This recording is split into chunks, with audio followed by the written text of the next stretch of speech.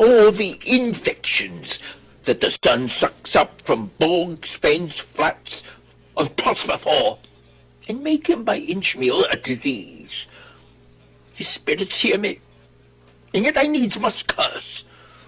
But they'll no pinch, fight me with urchin shows, pitch me in the mire, nor lead me like a firebrand in the dark out of my way, unless he bid them. But for every trifle they are set upon me, sometime like apes that mow and chatter at me, and after bite me, then like hedgehogs, which will lie tumbling in my barefoot way, and mount their pricks at my footfall. Sometime am I old with adders, who with cloven tongues do hiss me into madness. Lo, now, lo! Here comes a spirit of his, and to torment me for bringing wood in slowly. I'll fall flat. Perchance he will not mind me. There's neither bush nor shrub to bear off any weather at all. And another storm brewing. I hear it sing in the wind. Yon same black cloud, yon huge one, looks like a foul bumpet that would shed his liquor if it should thunder as it did before. I know not where to hide my head. Yon same cloud cannot choose but fall by pailfuls. What have we here? A man or a fish? Dead or alive? A fish. He smells like a fish. A very ancient and fish-like smell, a kind of, not of the newest, pardon. A strange fish. Legged like a man, and his fins like arms. Warm, oh my dwarf. I do now let loose my opinion. Hold it no longer. This is no fish, but an islander that has lately suffered by a thunderbolt. Alas, the storm has come again. My best way is to creep under his gabardine. There is no other shelter hereabout. Misery acquaints a man with strange bedfellows. I will here shroud till the dregs of the storm be past. I shall no more to see, ere shall I die ashore. This is a very scurvy tune to sing at a man's funeral. Well, here's my comfort. The mottle, the swapper, the boatswain and I, the gunner and his mate, loved more Meg and Marion and Marjorie.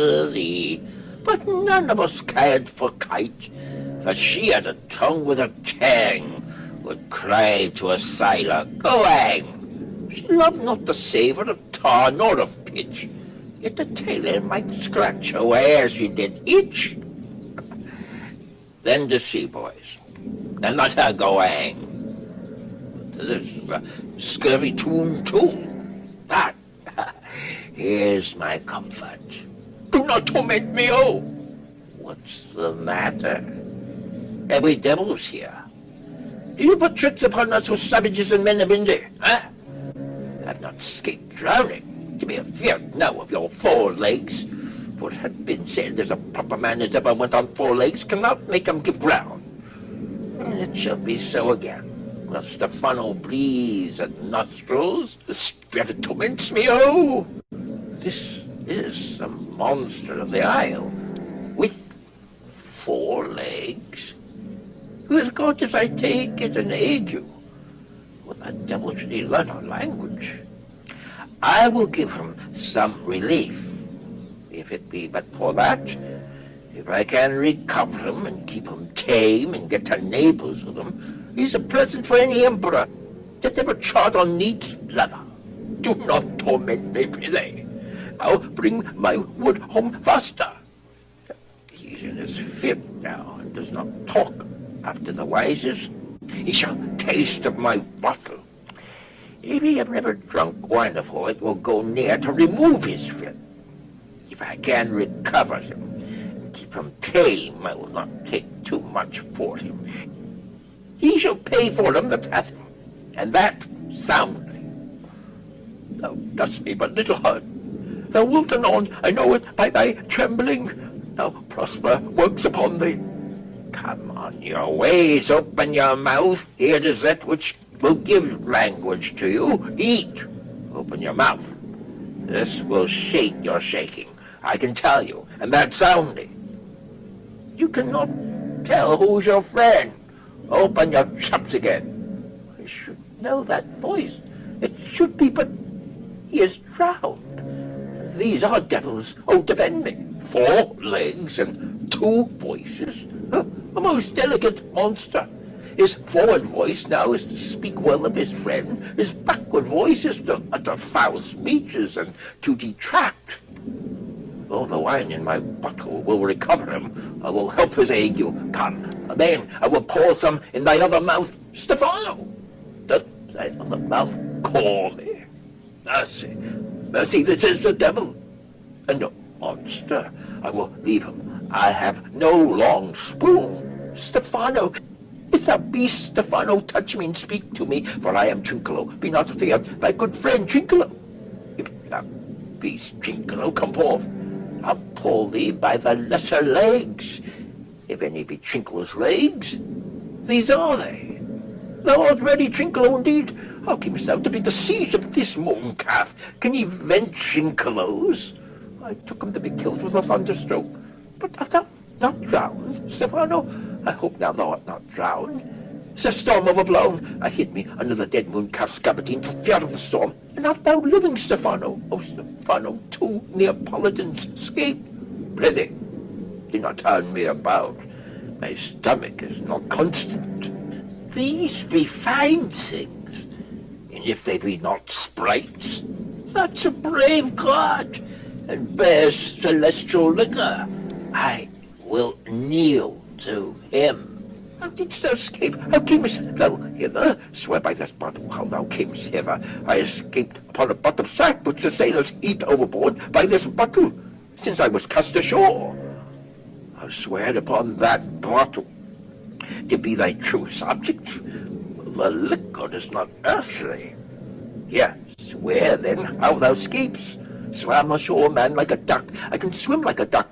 I'll be sworn. Here, kiss the book. Though thou canst swim like a duck, thou art made like a goose. Oh, Stephano, hast any more of this? Oh, butler, my cellar is in a rock by the seaside, where my wine is hidden. How now, mooncalf, how does thine ague? Hast thou not dropped from heaven? Under the moon, I do assure thee. I was the man in the moon, when time was. I have seen thee in her, and I do adore thee. My mistress showed me thee, and thy dog and bush. Come, swear to that. Kiss the book. I will furnish it anon with new contents. Swear. By this good light, this is a very shallow monster. I have feared of him, a very weak monster. The man in the moon, a most poor, credulous monster. Well-drawn monster, in good sooth. I'll show thee every fotted inch in the island, and kiss thy foot, I prithee, be my God. By this light, a most perfidious and drunken monster, when his God's asleep, he'll rob his bottle. Now kiss thy foot. I'll swear myself thy subject. Come on, then, down and swear. I shall love myself to death at this puppy-headed monster, a most scurvy monster. I could find in my heart to beat him. Come, kiss. But the poor monster's in drink, an abominable monster. I'll show thee the best springs. I'll pluck thee berries. I'll fish for thee, and get thee wood enough. A plague upon the tyrant that I serve. I'll bear him no more sticks, but follow thee, thou wondrous man, a most ridiculous monster, to make a wonder of a poor drunkard. I pity. Let me bring thee where crabs grow, and I with my long nails will dig thee pig nuts, and show thee a jay's nest, and instruct thee how to snare the nimble marmoset. I bring thee the clustering filberts, and sometimes I'll get the young females from the rock. Wilt thou go with me? I prithee now, lead the way, without any more talking. Trinculo, the king and all our company else being drowned, we will inherit here. Here, bear my bottle. Hello, Trinculo, we'll fill them by and by again. Farewell, farewell. drunken monster. No more dumb thou might for fish, nor fetching firing at requiring, nor scrape trencher, nor wash dish. Ban, ban, Caliban, get a new man. O brave monster, lead the way. There be some sport are painful, and their labour delight in them sets off. Some kinds of baseness are nobly undergone, and most poor matters point to rich ends. This my mean task would be as heavy to me as 'tis odious. But the mistress which I serve quickens what's dead and makes my labours pleasures. Oh, she is 10 times more gentle than her father's crabbit, and he's composed of harshness. I must remove some thousands of these logs and pile them up upon a thorn junction. My sweet mistress weeps when she sees me work, and says such baseness had never like executor. I forget. But these sweet thoughts do even refresh my labours. Most busy, least when I do it. Alas, now pray you, work not so hard. I would the lightning had burnt up these logs that you are enjoined to pile. Pray set it down and rest you. When this burns, 'twill weep for having wearied you. My father is hard at study. Pray now, rest yourself. He's safe for these 3 hours. Oh, most dear mistress, the sun will set before I shall discharge what I must strive to do. If you'll sit down, I'll bear your logs a while. Pray give me that.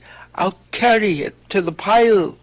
No, precious creature, I'd rather crack my sinews, break my back, than you should such dishonour undergo while I sit lazy by. It would become me as well as it does you, and I should do it with much more ease, for my good will is to it, and yours against. Poor worm, thou art infected. This visitation shows it. You look wearily. No, noble mistress, 'tis fresh morning with me when you are by at night. I do beseech you chiefly that I might set it in my prayers. What is your name? Miranda. Oh, my father, I have broke your hest to say so. Admired Miranda, indeed the top of admiration, worth what's dearest to the world. Full many a lady have eyed with best regard, and many a time the harmony of their tongues hath into bondage brought my too diligent ear. For several virtues have I liked several women, never any with so full soul, but some defect in her did quarrel with the noblest grace she owed, and put it to the foil. But you, oh you, so perfect and so peerless, are created of every creature's best. I do not know one of my sex, no woman's face remember, save from my glass mine own. Nor have I seen more than I may call men than you, good friend, and my dear father. How features are abroad I am skilless of, but by my modesty, the jewel in my dower, I would not wish any companion in the world but you, nor can imagination form a shape besides yourself to like of. But I prattle something too widely, and my father's precepts therein forget. I am in my condition a prince, Miranda. I do think a king. I would. Not so, and would no more endure this wooden slavery than I would suffer the flesh fly blow my mouth. Hear my soul speak. The very instant that I saw you, did my heart fly to your service. There resides to make me slave to it, and for your sake am I this patient logman. Do you love me? O heaven, O earth, bear witness to this sound, and crown me what I profess with kind event, if I speak true. If hollowly invert what best is boded me to mischief, I would beyond all limit of what else in the world do love, prize, honour you. I am a fool to weep at what I am glad of. Fair encounter of two most rare affections. Heavens rain grace on that which breeds between them. Wherefore weep you? At mine unworthiness, that dare not offer what I desire to give, and much less take what I shall die to want. But this is trifling, and all the more it seeks to hide itself, the bigger bulk it shows. Hence bashful cunning, and prompt me plain and holy innocence. I am your wife if you will marry me. If not, I'll die your maid. To be your fellow you may deny me, but I'll be your servant, whether you will or no. My mistress dearest, and I thus humble ever. My husband then, I with a heart as willing as bondage ere of freedom. Here's my hand, and mine with my heart in it, and now farewell till half an hour hence. 1,000,000. So glad of this as they, I cannot be, who are surprised withal. But my rejoicing at nothing can be more. I'll to my book, for yet ere supper time must I perform much business appertaining. When the butt is out, we will drink water, not a drop before. Therefore bear up and boredom. Servant Monster, drink to me. Servant Monster, the folly of this island. They say there's but 5 upon this isle. We are but 3 of them. If the other 2 be brained like us, the state taught us. Drink, Servant Monster, when I bid thee. Thy eyes are almost set in my head. Where else should they be set else? He were a brave monster indeed, if they were set in his tail. My man Monster hath drowned his tongue in sack. For my part, the sea cannot drown me. I swam ere I could recover the shore, 35 leagues off and on by this light. Thou shalt be my lieutenant, Monster, or my standard. Your lieutenant, if you list, is no standard. Will not run, Mr. Monster, nor go neither. But you'll lie like dogs, and yet say nothing neither. Mooncalf, speak once in thy life, if thou be'st a good mooncalf. Thou dost thy honour, let me lick thy shoe. I'll not serve him. He is not valiant. Thou liest, most ignorant monster. I am in case to justle the constable. Why, thou debauched fish, thou! Was there ever a man a coward that hath drunk so much sack as I today? Wilt thou tell a monstrous lie, being but half a fish and half a monster? Lo, how he mocks me! Wilt thou let him, my lord? Lord, quoth he, that a monster should be such a natural. Lo, lo again! Bite him to death, I pray thee. Trinculo, keep a good tongue in your head. If you prove a mutineer, the next tree. The poor monster's my subject, and he shall not suffer indignity. I thank my noble lord. Wilt thou be pleased to hearken once again to the suit I made thee? Marry, will I? Kneel and repeat it. As I told thee before, I am subject to a tyrant, a sorcerer, that by his cunning hath cheated me of this island. Thou liest, thou jesting monkey, thou! I would my valiant master would destroy thee. I do not lie. Trinculo, if you trouble him any more in his tail, by this hand I will supplant some of your teeth. Why, I said nothing. Mum, then, and no more. Proceed. I say by sorcery. He got this isle. From me he got it. If thy greatness will, revenge it on him. For I know thou darest, but this thing dare not. That's most certain. Thou shalt be lord of it, and I'll serve thee. Canst thou bring me to the party? Yea, yea, my lord. I'll yield him thee asleep, where thou mayst knock a nail into his head. Thou liest, thou canst not. What a pining is this, thou scurvy patch? I do beseech thy greatness, give him blows, and take his bottle from him. When that's gone, he shall drink not but brine, for I'll not show him where the quick freshes are. Trinculo, run into no further danger.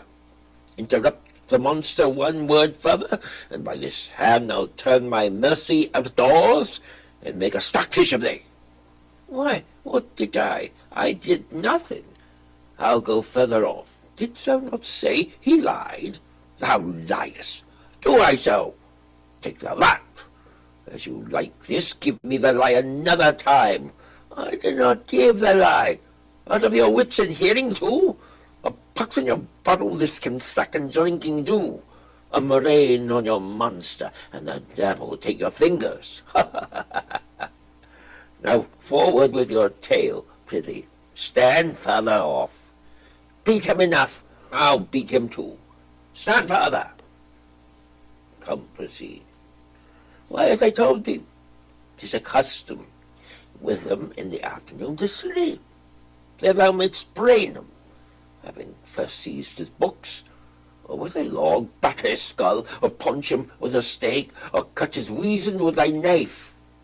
Remember, first to possess his books. Without them he's but a sot as I am, nor hath not one spirit to command. They all do hate him as rootedly as I.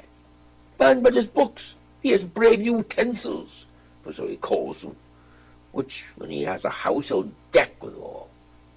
And that most deeply to consider is the beauty of his daughter. He himself calls her a nonpareil. I never saw a woman, but only Sycorax, my dam, and she. But she as far surpasseth Sycorax, as greatest as least. Is it so brave a lass? Ay, my lord. She will become thy bed, I warrant, and bring thee forth brave broods. Monster, I will kill this man. His daughter and I will be king and queen. Save our graces, and Trinculo and thyself shall be viceroys. Do you like the plot, Trinculo? Excellent. Give me thy hand. I am sorry I beat thee, but while thou livest, keep a good tongue in thy head. Within this half hour will he be asleep. Wilt thou destroy him then? Aye, on thine honour. This will I tell my master. Thou makes me merry. I am full of pleasure. Let us be joking. Will you show the catch you taught me but while there? At thy request, monster, I will do reason. Any reason. Come on, Trinculo, let us sing. Ploughman and Scoutman and Scoutman and Ploughman, foot is free. That's not the tune. What is this say? This is the tune of our catch, played by the picture of nobody. If thou be'st a man, show thyself in thy likeness. If thou be'st a devil, takes as thou list. Oh, forgive me my sins. He that dies pays all debt. I defy thee. Mercy upon us. Art thou afeard? No, monster, not I. Be not afeard. This isle is full of noises, sounds, and sweet airs that give delight and have not. Sometimes 1,000 twangling instruments will hum about mine ears, and sometimes voices that if I then had waked after long sleep will make me sleep again, and then in dreaming the clouds methought will open and show riches ready to drop upon me. Then when I waked, I cried to dream again. This will prove a brave kingdom to me, where I shall have my music for nothing, when Prospero is destroyed. That shall be by and by. I remember the story. The sound is going away. Let's follow it, and after do our work. Lead, monster, will follow. I would I could see this taborer. He lays it on. Wilt come? Oh, follow, Stefano. I can go no further, sir. My old bones ache. Here's a maze trod indeed through forthrights and meanders. By your patience I needs must rest me. O Lord, I cannot blame thee, who am myself attached with weariness to the dulling of my spirits. Sit down and rest. Even here I will put off my hope, and keep it no longer for my flatterer. He is drowned. whom thus we stray to find, and the sea mocks our frustrate search on land. We'll let him go. I am right glad that he's so out of hope. Do not for one repulse forego the purpose that you resolved to effect. The next advantage will we take thoroughly. Let it be tonight, for now they are pressed with travel. They will not nor cannot use such vigilance as when they are fresh. I say tonight, no more.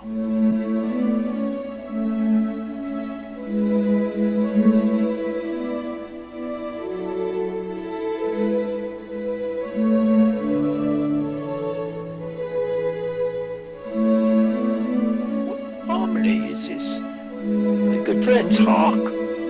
Marvelous sweet music. Give us kind keepers, heavens! What were these? A living drollery.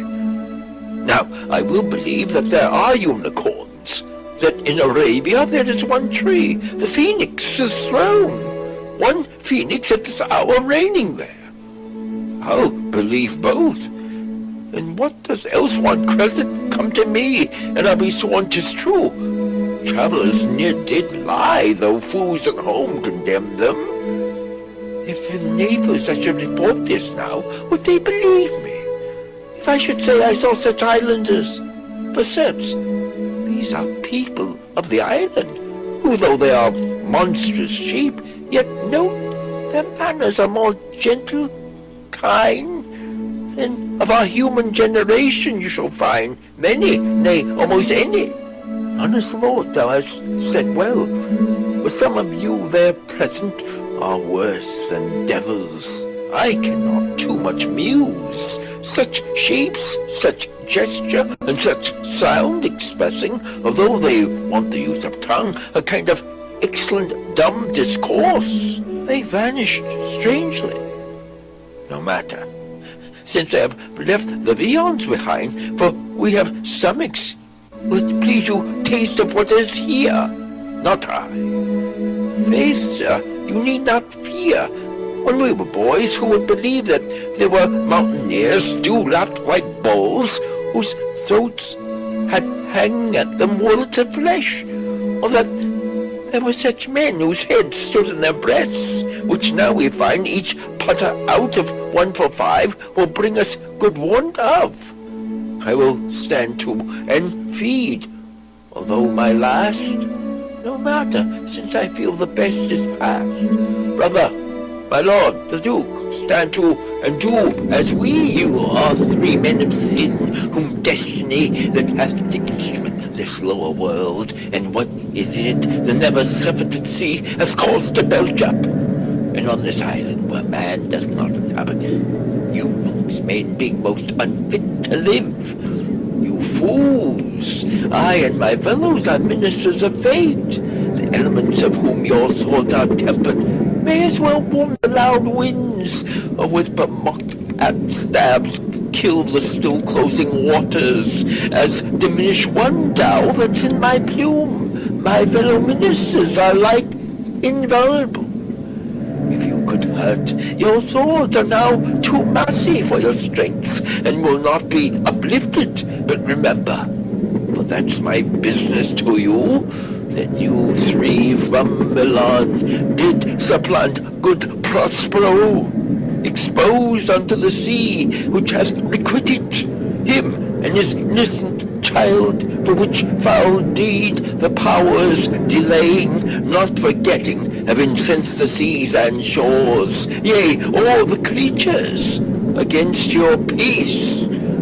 Thee of thy son Alonso they have bereft, and do pronounce by me lingering perdition, worse than any death can be at once. So step by step attend you and your ways, whose wraths to guard you from which here in this most desolate isle else falls upon your heads, is nothing but heart's sorrow, and a clear life ensuing.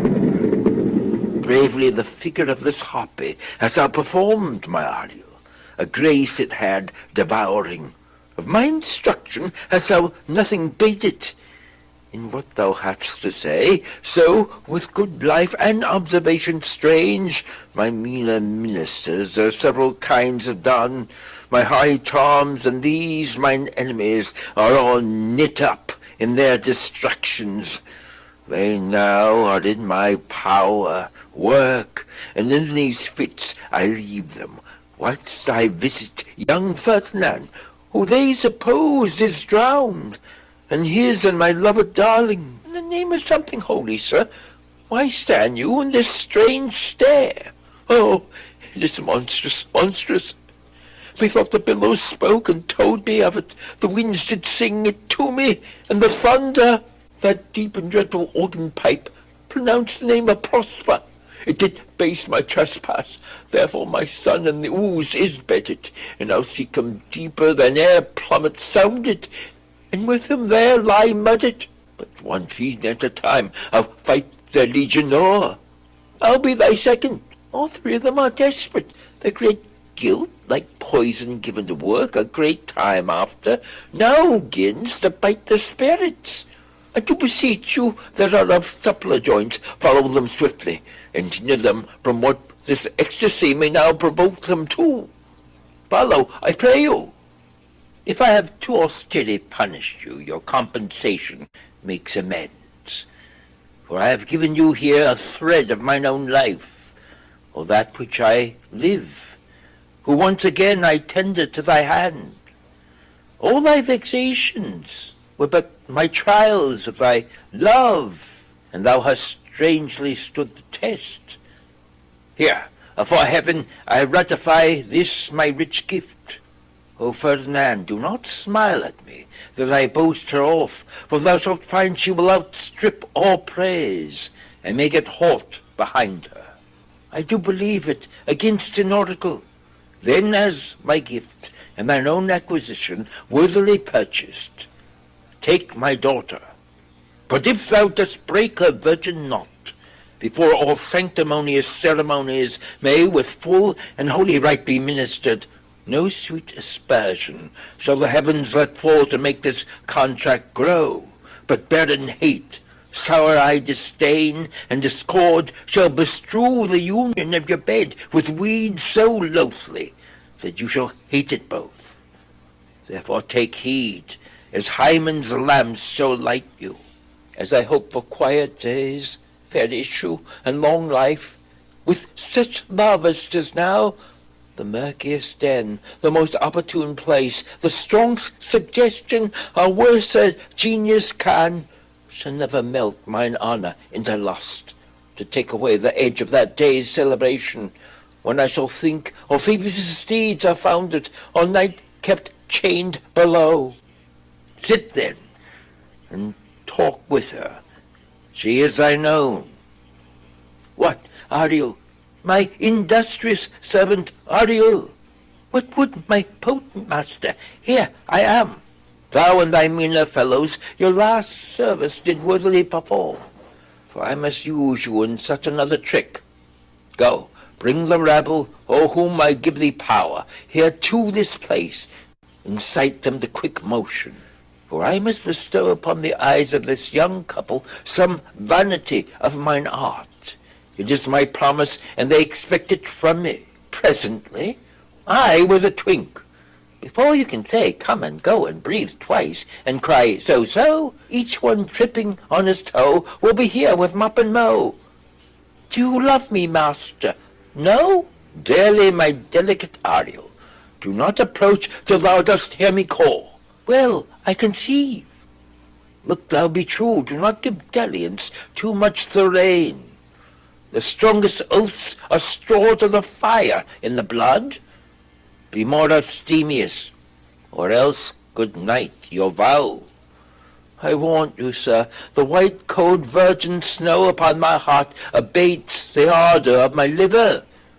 Well, now come, my Ariel, bring a corollary. Rather than want a spirit, appear and pertly. No tongue, or eyes, be silent.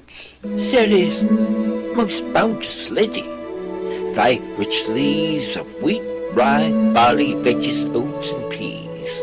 Thy turfy mountains, or live nibbling sheep, and flat meads thatched with stover them to keep.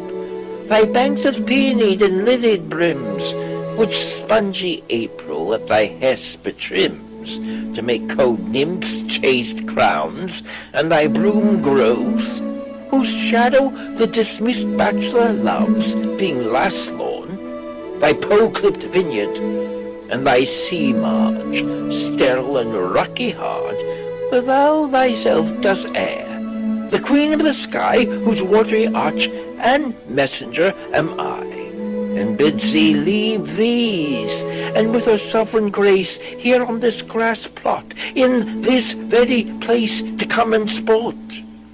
Her peacocks fly amain, approach rich Ceres, her to entertain.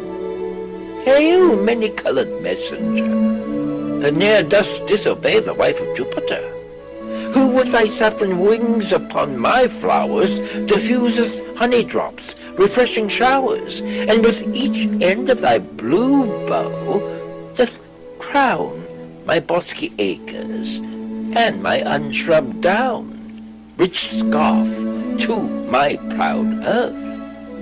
Why hast thy queen summoned me hither to this short grass green? A contract of true love to celebrate, and some donation free to estate on the blessed lovers. Tell me, heavenly bow, if Venus or her son, as thou dost know, do now attend the queen, since they did plot the means that dusky dis my daughter got. Her and the blind boy's scandaled company I have forsworn. Of her society be not afraid. I met a deity cutting the clouds towards Paphos, and her son dove drawn with her. Here thought they'd have done some wanton charm upon this man and maid, whose vows of that no bed right shall be paid till Hymen's torch be lighted. But in vain, Mars' hot minion is returned again. Her waspish-headed son has broke his arrows, swears he will shoot no more, but play with sparrows, and be a boy writer. Highest queen of state, great Juno comes, I know her by her gait. How does my bounteous sister? Go with me, to bless this train, that they may prosperous be, and honored in their issue. Honor, riches, marriage, blessing, long continuance, and increasing. Hourly joys be still upon you. Juno sings her blessings on you. Earth's increase, vines with clustering bunches growing, plants with goodly burden bowing. Spring come to you at the farthest, in the very end of harvest. Scarcely in what shall shun you. Ceres' blessing so is on you.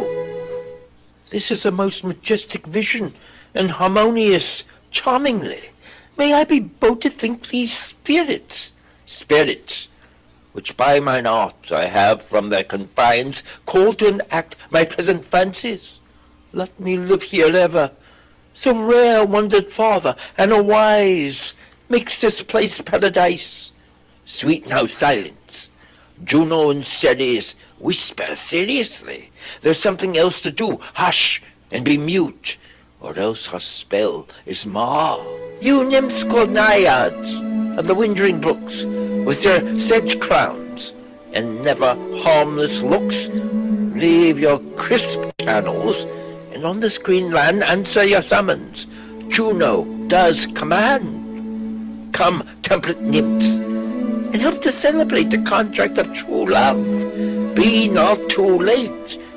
You sunburned sicklemen of August weary, come hither from the furrow, and be merry. Make holiday, your rice straw hats put on, and these fresh nymphs encounter every one in country footing.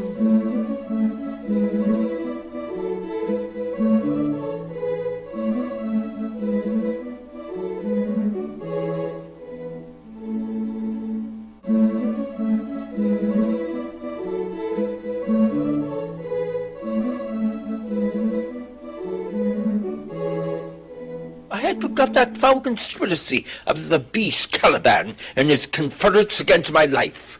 The minute of their plot is almost come. Well done, avoid no more. This is strange, your father's in some passion that works him strongly. Never till this day saw I him touched with anger so distempered. You do look, my son, in a moved sort, as if you were dismayed. Be cheerful, sir. Our revels now are ended. These are actors, as I foretold you, were all spirits, and are melted in the air, in the thin air.